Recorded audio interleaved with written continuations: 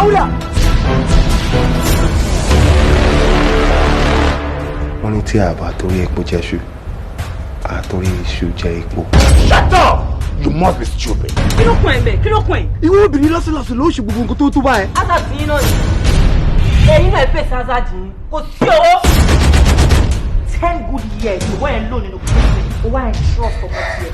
Tí wọ́n fi inú tiẹ̀ bí o ẹ̀ trust ẹ̀ sí lọ́wọ́. What are you thinking? Clara, ó dẹ̀ ń sọ nǹkan tó ń sọ yìí. Ṣé o ní human feeling? So this is my daughter as well. We're going to do this my own way. What are you saying? I have no one. I love just you. You? How could you? She did not adopt me. What? Please, everything I have done, it is for my daughter.